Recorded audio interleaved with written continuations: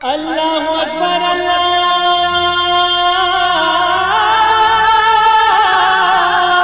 اکبر۔ السلام علیکم ورحمۃ اللہ وبرکاتہ۔ الحمد للہ رب العالمین والصلاة والسلام علی اشرف الانبیاء والمرسلین نبینا محمد وعلی آلہ وصحبہ اجمعین ومن تبعہم بإحسان الی یوم الدین، اما بعد۔ میرے دوستو، بزرگوں، اسلامی بھائی اور بہنوں، سامعین و سامعات کرام، صدائے حق سننے والے ساتھیوں، آج 10 ذی القعدہ 1442 ہجری، 22 جون 2021 عیسوی، 8 گتے آষاڑھ 2078 بکرمی، منگل کا دن، میں محمد مستقیم مدنی صدائے حق کا پروگرام لے کر آپ لوگوں کی خدمت میں حاضر ہو گیا ہوں۔ یہ پروگرام آپ روزانہ junk Nandini FM 95.5 mega hertz پر 1:30 بجے سے 2:15 بجے تک سماعت فرماتے آ رہے ہیں۔ آج بھی انشاءاللہ تبارک و تعالی سب سے پہلے تلاوت قرآن مجید، پھر ایک خوبصورت سی نظم اور اخیر میں ایک عالم کا خطاب ہوگا۔ تو لیجئے سب سے پہلے سماعت فرمائیں قرآن مجید کی تلاوت۔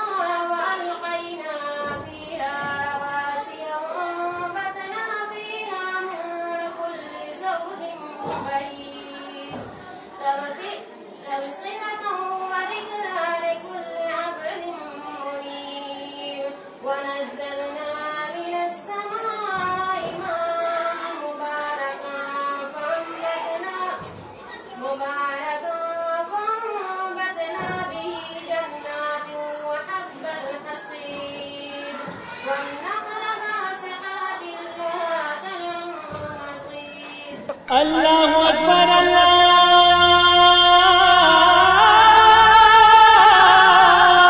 اکبر۔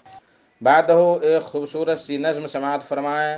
بول ہے طاقتیں تمہاری ہیں اور خدا ہمارا ہے، طاقتیں تمہاری ہیں اور خدا ہمارا ہے، عکس پر نہ اتراؤ آئینہ ہمارا ہے، عکس یعنی صورت پر نہ اتراؤ آئینہ ہمارا ہے۔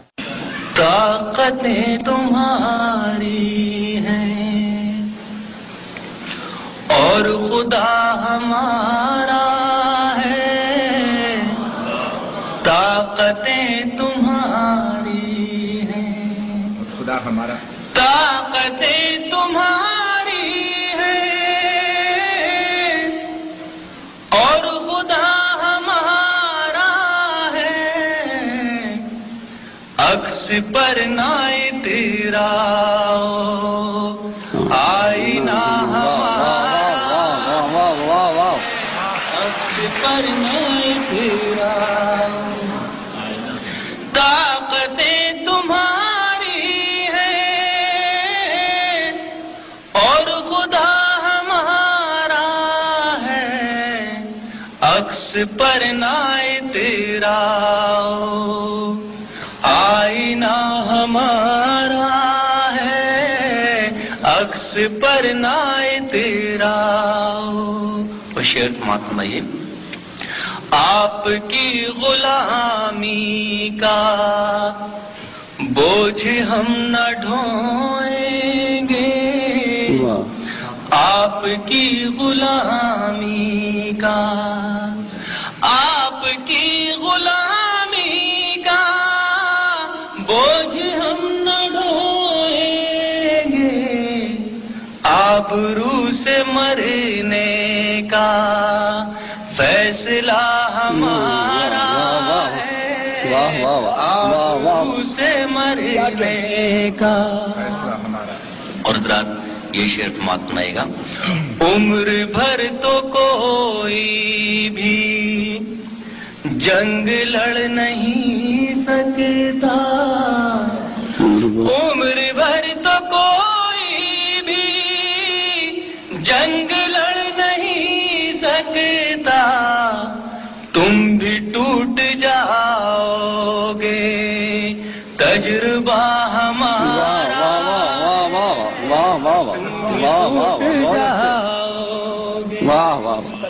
تجربہ ہمارا ہے, تم بھی ٹوٹ جاؤ گے.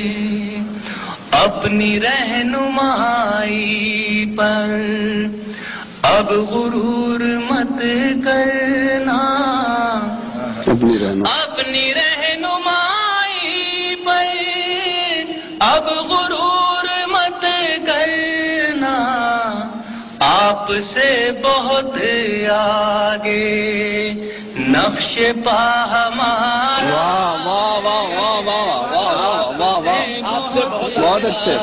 بہت اچھے منظر, پھر سے پڑھیے. بہت اچھے, بہت خوب. اپنی رہنمائی بہت خوب. پر غرور مت کرنا, آپ سے بہت آگے نقش پا ہمارا ہے, آپ سے بہت آگے.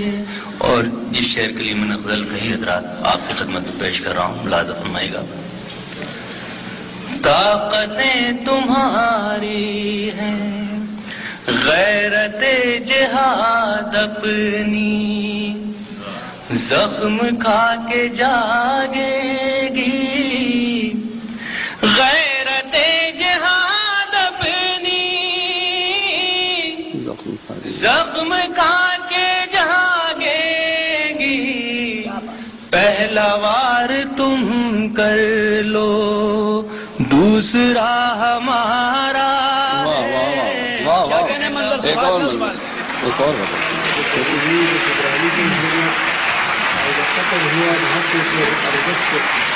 اللہ اکبر اللہ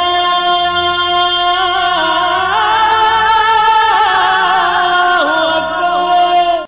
میرے محترم ساتھیو دوستو, آج کا خطاب ہے فضیلت الشیخ عبد الولی عبد القوی حفظہ اللہ کا, جو مکتب جالیات الحائط سعودی عرب میں دعوت و تبلیغ کا فریضہ انجام دے رہے ہیں. ان کا موضوع ہے اسلام میں حج کا مقام اور اس کے فضائل و برکات. تو لیجئے شیخ سے ان کا خطاب سماعت فرمائیں. السلام علیکم ورحمۃ اللہ وبرکاتہ. الحمد للہ رب العالمین والصلاة والسلام على اشرف الانبیاء والمرسلین نبینا محمد وعلى آلہ وصحبہ اجمعین وبعد. معزز دینی بھائیو, آج کے اس پروگرام میں جس موضوع پر کچھ خطاب کرنے کی کوشش کروں گا وہ اسلام میں حج کے مقام اور اس کے فضائل و برکات سے متعلق ہوگا. آج کا یہ موضوع انتہائی اہمیت کا حامل ہے. اس کی وجہ یہ ہے کہ یہ حج کا فریضہ اللہ تبارک و تعالی کی تعظیم اور اس کی بندگی کے اظہار کا ایک بہت بڑا ذریعہ اور سبب ہے. اس حج کی انتہائی قدر و منزلت ہے. اس کے فضائل و برکات اور اس کے ثمرات بیش بہا ہیں. یہ عبادت قولی، بدنی، مالی اور بہت ساری عبادات کا مجموعہ ہے. یہ عبادت ہر اس مسلمان پر فرض ہے جو عاقل ہو، بالغ ہو اور مالی اور جسمانی طور پر طاقت رکھتا ہو مکہ مکرمہ جانے اور یہ کہ وہاں سے واپس آنے کا. حج کے معنی ہوتے ہیں قصد اور ارادے کے، اور شریعت کی اصطلاح میں حج کہتے ہیں چند مخصوص اعمال کی بجا آوری کے لیے خانہ کعبہ کا قصد اور ارادہ کرنا، مکہ مکرمہ جانا اور یہ کہ ان اعمال کو بجا لانا۔ جب حضرت ابراہیم اور اسماعیل علیہ السلام خانہ کعبہ کی تعمیر کر رہے تھے تو اس موقع پر انہوں نے بہت سی دعائیں کی تھیں۔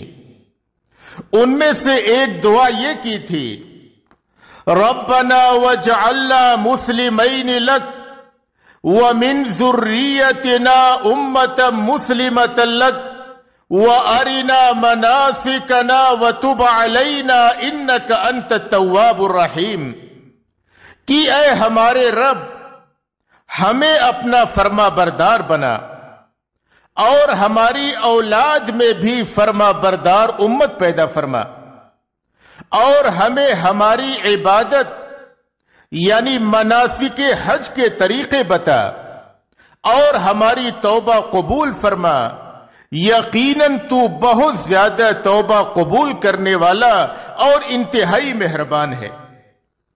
اس کے بعد اللہ تبارک و تعالی نے حضرت ابراہیم علیہ السلام کو حکم دیا کہ وہ لوگوں میں حج کا اعلان کریں، جیسا کہ اللہ نے قرآن کریم میں فرمایا وَأَذِّن فِي النَّاسِ بِالْحَجِّ يَأْتُوكَ رِجَالًا وَعَلَى كُلِّ ضَامِرٍ يَأْتِينَ مِنْ كُلِّ فَجٍّ عَمِيقٍ، کہ اور لوگوں میں حج کی منادی کر دو، وہ تیرے پاس آئیں گے پیدل اور دبلے دبلے اونٹوں پر جو دور دراز کے راستوں سے چلے آئیں گے۔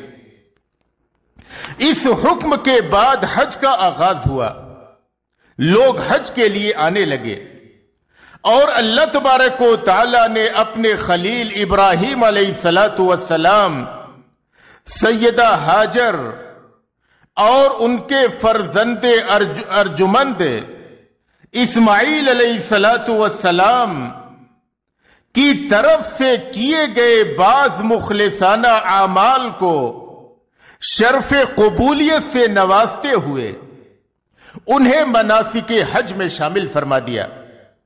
حج میں بہت سے اعمال ایسے ہیں جو ابراہیم علیہ السلام نے کیا، اسماعیل علیہ السلام نے کیا، اسی طریقے سے سیدہ ہاجر علیہ السلام نے کیا۔ اللہ تبارک و تعالی نے اس سنت کو اور اس طریقے کو باقی رکھا اور اعمال حج میں شامل فرما دیا۔ تو حج یہ اللہ تبارک و تعالی کا ایک عظیم فریضہ ہے، یہ اسلام کے ارکان میں سے ایک اہم ترین رکن ہے۔ عبداللہ بن عمر رضی اللہ عنہما بیان کرتے ہیں کہ نبی اکرم صلی اللہ علیہ وسلم نے فرمایا بنی الاسلام علی خمس، شہادت اللہ الہ الا اللہ وان محمد رسول اللہ واقام الصلاة وایتاء الزکاة والحج وصوم رمضان، کہ اسلام کی بنیاد 5 ستونوں پر قائم ہے۔ سب سے پہلے نمبر پہ کلمہ لا الہ الا اللہ محمد الرسول اللہ کی گواہی دینا، دوسرے نمبر پہ نماز قائم کرنا، تیسرے نمبر پہ زکوٰۃ کی ادائیگی کرنا، چوتھے نمبر پہ رمضان المبارک کے روزے رکھنا، اور 5ویں نمبر پہ خانہ کعبہ کا حج کرنا۔ یہ خانہ کعبہ کا حج اللہ تبارک و تعالی کا ایک اہم ترین فریضہ ہے جو ہر اس مسلمان پر عائد ہوتا ہے جس کے پاس مالی اور جسمانی طور پر طاقت ہو، جیسا کہ اللہ نے قرآن کریم میں فرمایا وَلِلَّهِ عَلَى النَّاسِ حِجُّ الْبَيْتِ مَنِ اسْتَطَاعَ إِلَيْهِ سَبِيلًا وَمَنْ كَفَرَ فَإِنَّ اللَّهَ غَنِيٌّ عَنِ الْعَالَمِينَ، کہ لوگوں پر اللہ کا یہ حق ہے کہ جو اس کعبہ تک پہنچنے کی طاقت رکھتا ہو وہ اس کا حج کرے، اور جو شخص کفر کی راہ اختیار کرے تو اللہ تبارک و تعالی سارے جہاں والوں سے بے نیاز ہے۔ ابو ہریرہ رضی اللہ عنہ بیان کرتے ہیں کہ نبی اکرم صلی اللہ علیہ وسلم نے ہمیں ایک بار خطبہ دیتے ہوئے ارشاد فرمایا، ایھا الناس قد فرض اللہ علیکم الحج فحجوا، کہ اے لوگو، اللہ تبارک و تعالی نے تمہارے اوپر حج کو فرض قرار دیا ہے، لہذا تم حج کرو۔ ایک صحابی رسول کہنے لگے، اکل عام یا رسول اللہ، اے اللہ کے رسول صلی اللہ علیہ وسلم، کیا حج ہر سال فرض ہے؟ نبی اکرم صلی اللہ علیہ وسلم نے خاموشی اختیار کی۔ انہوں نے 3 بار دہرایا، آپ صلی اللہ علیہ وسلم نے خاموشی اختیار کی۔ پھر آپ صلی اللہ علیہ وسلم نے فرمایا، اگر میں ہاں کہہ دیتا تو یہ حج تمہارے اوپر ہر سال کے لیے فرض ہو جاتا اور پھر تم اس کی طاقت نہیں رکھ پاتے۔ تو حج یہ زندگی میں ایک بار فرض ہے، ہر اس مسلمان پہ جو عاقل ہو، بالغ ہو اور مستطیع ہو۔ جس شخص پہ یہ فریضہ عائد ہو جائے، اس شخص کو چاہیے کہ حج کی ادائیگی میں جلدی کرے۔ اس کی ادائیگی میں جلدی کرنا اس شخص کے حق میں واجب ہے جس پر یہ فریضہ حج عائد ہو گیا ہو۔ عبداللہ بن عباس رضی اللہ عنہ بیان کرتے ہیں کہ نبی اکرم صلی اللہ علیہ وسلم نے فرمایا، تعجلوا الى الحج فإن أحدكم لا يدري ما يعرض له، کہ تم حج کے لیے جلدی کرو، اس لیے کہ تم میں سے کسی شخص کو معلوم نہیں کہ اس کے ساتھ کیا معاملہ درپیش ہو جائے، کہیں اس کی زندگی رہے نہ رہے، کہیں اس کا مال رہے نہ رہے، کہیں اس کی صحت اور تندرستی رہے نہ رہے۔ اس لیے جب اللہ نے مال سے نوازا ہو اور آدمی مکہ مکرمہ سفر کی طاقت رکھتا ہو تو اسے چاہیے کہ فوری طور پر اس فریضہ حج کی ادائیگی کرے۔ اسی لیے نبی اکرم صلی اللہ علیہ وسلم نے جب سن 9 ہجری کے آخر میں حج فرض ہوا تو آپ صلی اللہ علیہ وسلم نے فرضیت کے بعد 1 سال بھی تاخیر نہ کی۔ آپ صلی اللہ علیہ وسلم نے جب اگلا حج آیا، فرضیت کے بعد جب پہلا حج آیا تو آپ صلی اللہ علیہ وسلم نے فوری طور پر حج کیا۔ اس حج کی اہمیت اور اس کی قدر و منزلت کا اندازہ اس بات سے بھی ہوتا ہے کہ عمر بن خطاب رضی اللہ عنہ کہتے ہیں کہ میں ارادہ کرتا ہوں کہ میں اپنے کام کرنے والے لوگوں کو شہروں کی جانب بھیجوں، وہ جا کر کے دیکھیں کہ کون وہ شخص ہے جس کے پاس طاقت ہے اور وہ حج کے لیے نہیں گیا ہوا ہے، وہ لوگ اس کے اوپر ٹیکس نافذ کر دیں۔ عمر بن خطاب رضی اللہ عنہ کہتے تھے، ما ہم بمسلمین، ما ہم بمسلمین، ایسے لوگ مسلمان نہیں ہیں، ایسے لوگ مسلمان نہیں ہیں جو مالی طاقت ہونے کے باوجود بھی حج کے لیے نہیں گئے ہوئے ہیں۔ یہ حج کا فریضہ انتہائی فضیلتوں کا حامل ہے، اس کے بہت ہی زیادہ فضائل و برکات اور اس کے ثمرات ہیں۔ اس کی پہلی فضیلت یہ ہے کہ جو شخص فریضہ حج کی ادائیگی کے لیے نکلتا ہے وہ شخص اللہ تبارک و تعالی کی حفاظت اور نگرانی میں ہوتا ہے۔ ابو ہریرہ رضی اللہ عنہ بیان کرتے ہیں کہ نبی اکرم صلی اللہ علیہ وسلم نے فرمایا، ثلاثۃ فی ضمان اللہ عز وجل، کہ 3 قسم کے لوگ ایسے ہیں جو اللہ کی حفاظت اور اس کی نگرانی میں ہوتے ہیں۔ آپ نے فرمایا کہ پہلا شخص رجل خرج من بیتہ الی مسجد من مساجد اللہ عز وجل، ایک وہ شخص جو اپنے گھر سے اللہ کی کسی مسجد کے قصد اور ارادے سے نکلے تاکہ جا کر کے فریضہ نماز ادا کرے۔ وَرَجُلٌ خَرَجَ غَازِيًا فِي سَبِيلِ اللَّهِ، دوسرا شخص جو اللہ کی راہ میں غزوہ کے لیے نکلے۔ وَرَجُلٌ خَرَجَ حَاجًا، تیسرے نمبر پہ وہ شخص جو اپنے گھر سے حج کے ارادے سے نکلے۔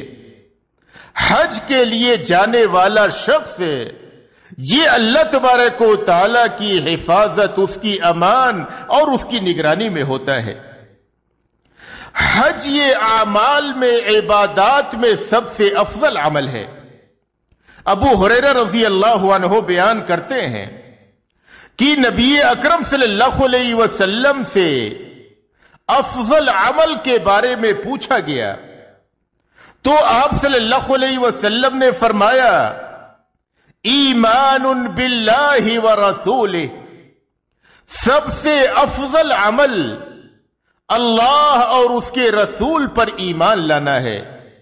ایمان یہ سب سے بڑی نعمت اور سب سے فضیلت والا عمل ہے۔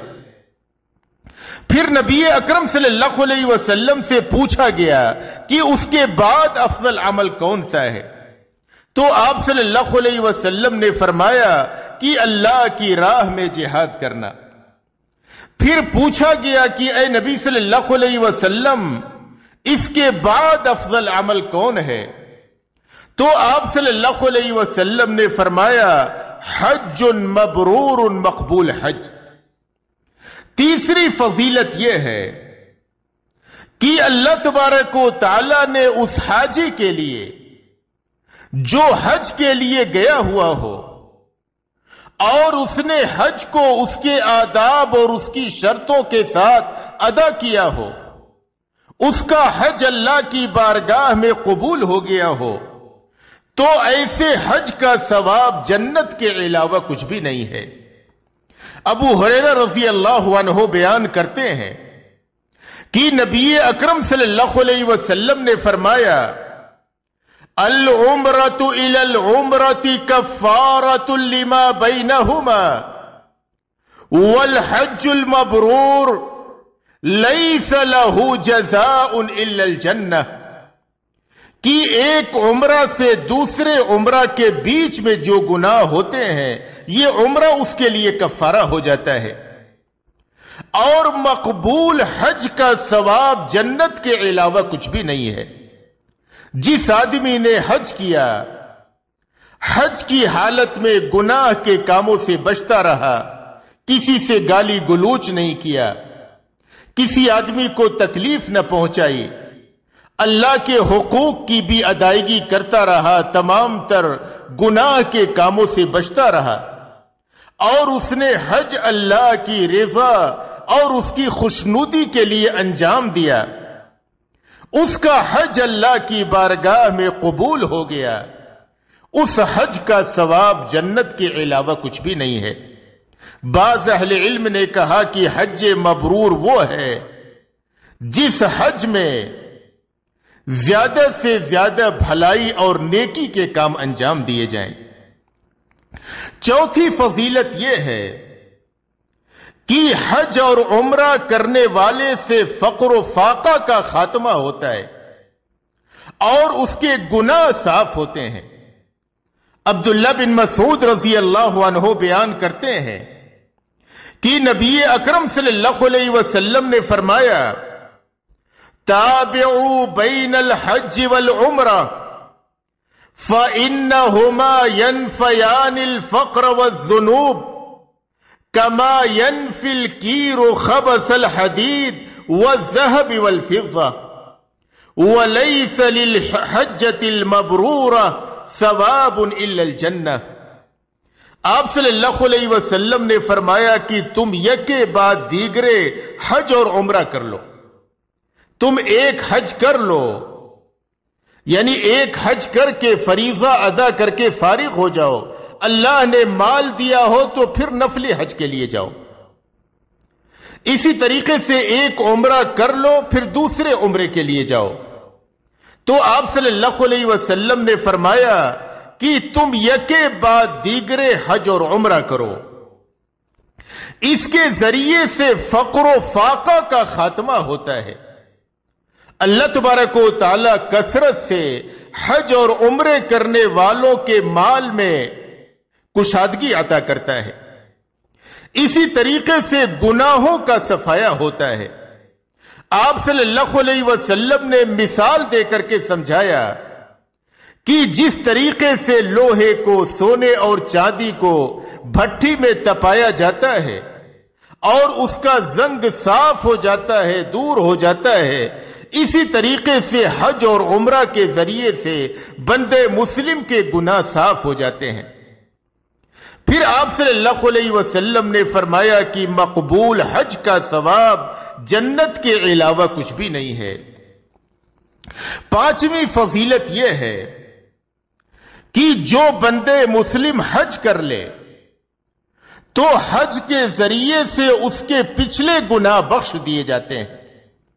عمرو بن عاص رضی اللہ عنہ بیان کرتے ہیں کہ جب اللہ تبارک و تعالی نے میرے دل میں اسلام کی محبت ڈال دی تو میں نبی اکرم صلی اللہ علیہ وسلم کے پاس آیا اور میں نے کہا کہ اے نبی صلی اللہ علیہ وسلم، میں آپ سے بیعت کرنا چاہتا ہوں اور میں آپ سے ایک شرط لگانا چاہتا ہوں.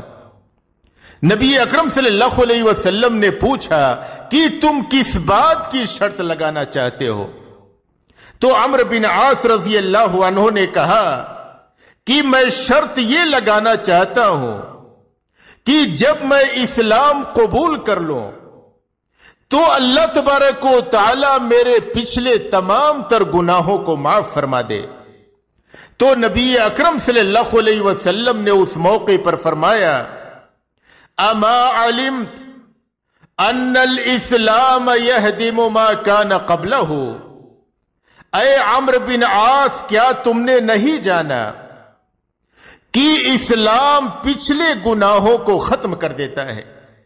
کوئی آدمی مسلمان ہو جائے تو اس کے پچھلے گناہوں کا خاتمہ ہو جاتا ہے.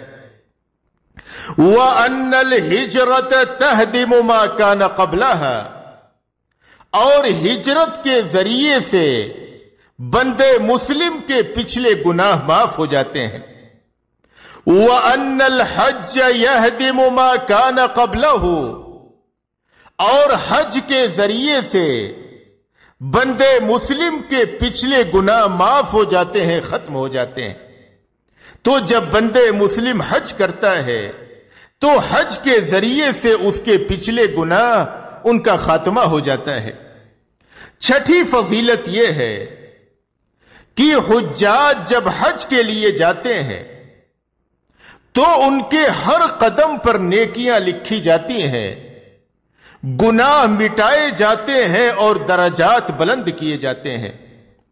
عبداللہ بن عمر رضی اللہ عنہ بیان کرتے ہیں کہ میں نے نبی اکرم صلی اللہ علیہ وسلم کو فرماتے ہوئے سنا، ما يرفع ابل الحاج رجلا ولا يزع يدا الا كتب الله له بها حسنه. کہ جب کوئی حاجی اپنے اونٹ پہ سوار ہو کر کے حج کے لیے جاتا ہے، جب اونٹ اپنے ایک پاؤں کو اٹھاتا ہے اور اپنے ہاتھ کو زمین پہ رکھتا ہے تو اس کے ذریعے سے بندے مسلم کے حق میں نیکی لکھی جاتی ہے. یا یہ کہ اس کے گناہ مٹائے جاتے ہیں یا یہ کہ اس کے درجات بلند کیے جاتے ہیں. تو جو کوئی بندے مسلم سفر حج میں جاتا ہے، جتنی مسافت اور دوری طے کر کے وہاں پہنچتا ہے، اس کے ہر قدم پہ اس بندے مسلم کے لیے نیکیاں لکھی جاتی ہیں۔ حج کرنے والا شخص اپنے گناہوں سے ویسے ہی پاک و صاف ہو جاتا ہے جیسے کہ اس کی ماں نے اس کو جنا ہو۔ جب وہ شخص اپنی ماں کے پیٹ سے پیدا ہوا تھا اس پہ کوئی گناہ نہ تھا۔ حج کرنے والا شخص اسی طریقے سے گناہوں سے بالکل پاک و صاف ہو جاتا ہے۔ ابو ہریرہ رضی اللہ عنہ بیان کرتے ہیں کہ میں نے نبی اکرم صلی اللہ علیہ وسلم کو فرماتے ہوئے سنا، من حج للہ فلم یرفث ولم یفسق رجع کیوم ولدتہ امہ، کہ جس شخص نے اللہ کے لیے حج کیا اور اپنی بیوی سے جمع نہ کیا اور اس کے بوس و کنار نہ ہوا، یعنی ممنوع وقت میں، جس وقت میں بیوی سے جمع کرنا، بوس و کنار ہونا ممنوع ہے، اس وقت میں یہ عمل نہ کیا اور کوئی گناہ کا کام نہ کیا، تو وہ اپنے گناہوں سے ویسے ہی پاک و صاف ہو کر کے لوٹتا ہے جیسے کہ اس کی ماں نے اس کو جنا ہو۔ یعنی نبی اکرم صلی اللہ علیہ وسلم نے اس حدیث میں ان شرطوں کا ذکر کر دیا جن کے وجود کی صورت میں بندے مسلم کے گناہ معاف ہوتے ہیں۔ پہلی چیز یہ کہ اس کا حج اللہ کے لیے ہو، اللہ کی رضا و خوشنودی کے لیے ہو، دکھاوے کے لیے، شہرت کے لیے، دنیاوی اغراض و مقاصد کے لیے نہ ہو۔ دوسری چیز یہ کہ ممنوع وقت میں اس نے اپنی بیوی سے جمع نہ کیا ہو، اس سے بوس و کنار نہ ہوا ہو۔ اور تیسری چیز یہ کہ وہاں پہنچ کر کے نہ تو اس نے وہ گناہ کیا ہو جو اس کے اور اللہ کے درمیان ہے، اور نہ تو وہ گناہ کیا ہو جو اس کے اور بندوں کے درمیان ہے، یعنی تمام تر گناہ کے کاموں سے بچا ہو۔ یعنی اس نے اپنے آپ کو غیبت و چغلی، غلط باتوں کے بولنے، گالی گلوچ کرنے، بھیڑ وغیرہ میں پریشان ہو کر کے کسی کو دھکا دینے، کسی کو بری بات کہنے، ان تمام تر امور سے پرہیز کیا ہو، تو ایسی صورت میں وہ حاجی اپنے گناہوں سے ویسے ہی پاک و صاف ہو کر کے لوٹتا ہے جیسے کہ اس کی ماں نے اسے جنا ہو۔ شقیق بن سلمہ بیان کرتے ہیں کہ میں نے جب حج کا ارادہ کیا تو عبداللہ بن مسعود رضی اللہ عنہ سے اس کا ذکر کیا، تو عبداللہ بن مسعود رضی اللہ عنہ نے کہا، ان تکن نیتک صادقہ وَأَصْلُ نَفَقَتِكَ طَيِّبًا وَصُرِفَ عَنْكَ الشَّيْطَانُ حَتَّى تَفْرُغَ مِنْ عَقْدِ حَجِّكَ عُدْتَ مِنْ سَيِّئَاتِكَ كَيَوْمٍ وَلَدَتْكَ أُمُّكَ، کہ اگر تمہاری نیت سچی ہو، خلوص و للہیت کے ساتھ اللہ کی رضا کے لیے تم نے حج کیا ہو، اور حج میں جو پیسہ تم نے صرف کیا ہو وہ پیسہ حلال اور پاکیزہ ہو، اور شیطان تم سے دور رہا ہو، وہاں پہنچ کر کے تم نے کوئی شیطانی کام اور گناہ کا کام نہ کیا ہو، تو تم اپنے گناہوں سے ویسے ہی پاک و صاف ہو کر کے لوٹو گے جیسے کہ تمہاری ماں نے تمہیں جنا ہو۔ اللہ نے قرآن کریم میں اس بات کا ذکر کیا کہ حج کے ایام میں نافرمانی اور گناہ کے کاموں سے بندے مسلم کو بچنا ہے۔ اللہ عز و جل نے ارشاد فرمایا، الحج اشہر معلومات فمن فرض فیہن الحج فلا رفث ولا فسوق ولا جدال فی الحج، کہ حج کے مقرر مہینے ہیں، یعنی آدمی عمرہ کسی بھی وقت کر سکتا ہے، لیکن حج کے مہینے یہ مقرر ہیں، وہ شوال، ذی القعدہ اور ذی الحجہ کے ابتدائی 10 دن، اس کا وقت مقرر ہے، انہی ایام میں حج کا احرام باندھا جا سکتا ہے۔ لہذا جو شخص ان میں اپنے اوپر حج کو لازم کر لے تو وہ اپنی بیوی سے ہم بستری نہ کرے، اس سے بوس و کنار نہ ہو، فسق و فجور اور نافرمانی کا کام نہ کرے، اور یہ کہ لڑائی جھگڑے نہ کرے۔ حج میں لڑائی جھگڑے سے پرہیز کرے۔ 8ویں فضیلت یہ ہے کہ حج اور عمرہ کرنے والے یہ اللہ تبارک و تعالی کی جماعت ہیں۔ عبداللہ بن عمر رضی اللہ عنہما بیان کرتے ہیں کہ نبی اکرم صلی اللہ علیہ وسلم نے فرمایا، الغازی فی سبیل اللہ والحاج والمعتمر وفد اللہ دعاہم فاجابوہ وسألوہ فآتاہم، کہ اللہ تبارک و تعالی کی راہ میں غزوہ کرنے والا، حج کرنے والا اور عمرہ کرنے والا یہ اللہ تبارک و تعالی کی جماعت ہیں۔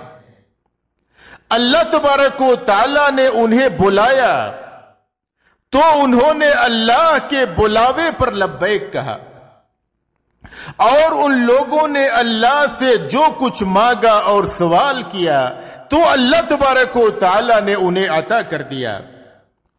9ویں فضیلت یہ ہے کہ حج میں بندے مسلم جو تلبیہ پڑھتا ہے، لبیک اللہم لبیک لبیک لا شریک لک لبیک ان الحمد والنعمت لک والملک لا شریک لک، یہ تلبیہ حج کا شعار ہے، یعنی حج کے اعمال میں سے اور اس کی علامات میں سے ہے۔ زید بن خالد الجہنی رضی اللہ عنہ بیان کرتے ہیں کہ نبی اکرم صلی اللہ علیہ وسلم نے فرمایا کہ میرے پاس حضرت جبرائیل آئے اور انہوں نے کہا کہ اے نبی صلی اللہ علیہ وسلم، آپ اپنے صحابہ کو حکم دیجئے کہ وہ تلبیہ پڑھتے ہوئے اپنی آوازوں کو اونچی کریں۔ فَإِنَّهَا مِنْ شِعَارِ الْحَجِّ، اس لیے کہ تلبیے کا بآواز بلند پڑھنا یہ حج کے اعمال اور اس کی علامات میں سے ہے۔ نبی اکرم صلی اللہ علیہ وسلم کے سنت اور طریقے کی ادائیگی ہے بلند آواز سے تلبیہ پڑھنا۔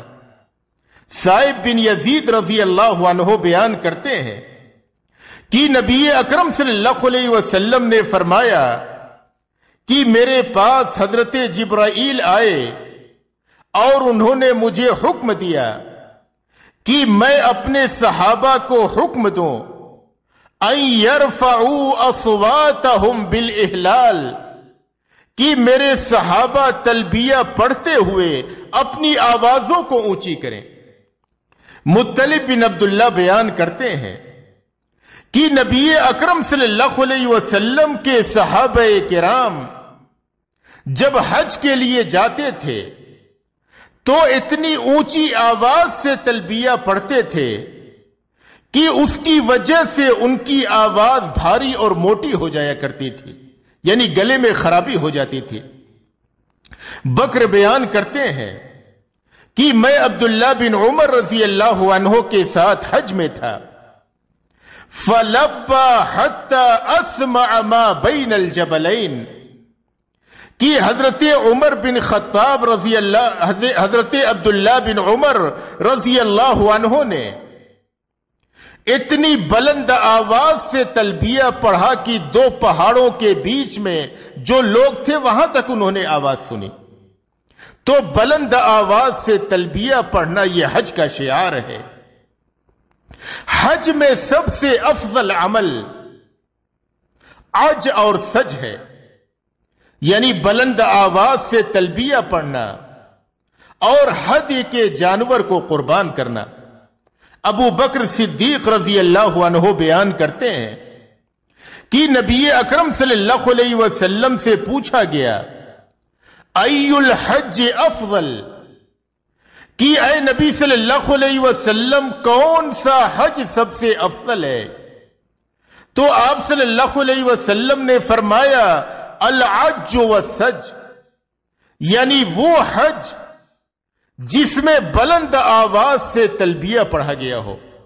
بندے مسلم نے زیادہ سے زیادہ بآواز بلند تلبیہ کا اہتمام کیا ہو. اور وہ حج جس میں حج کے قربانی کے جانوروں کے خون بہائے گئے ہوں. جب بندے مسلم تلبیہ پڑھتا ہے تو اس کے دائیں اور بائیں مشرق اور مغرب تک جتنے بھی درخت، پتھر اور مٹی کے ٹکڑے ہوتے ہیں یہ سب کے سب تلبیہ پڑھتے ہیں، اللہ تبارک و تعالیٰ کی توحید کی دہائی دیتے ہیں اور وہ بھی تلبیہ پڑھتے ہیں. سہل بن سعد رضی اللہ عنہ بیان کرتے ہیں کہ نبی اکرم صلی اللہ علیہ وسلم نے فرمایا ما من مسلم یلبی الا لبى من عن يمينه او عن شماله من حجر او شجر او مدر حتى تنقطع الارض من ها هنا وها هنا. کہ جب بندے مسلم حج یا عمرہ میں تلبیہ پڑھتا ہے تو اس کے دائیں اور بائیں جو درخت، پتھر یا مٹی کے ٹکڑے ہوتے ہیں وہ سب کے سب تلبیہ پڑھتے ہیں. یعنی مشرق اور مغرب کی دوری تک یہ سب کے سب تلبیہ پڑھتے ہیں.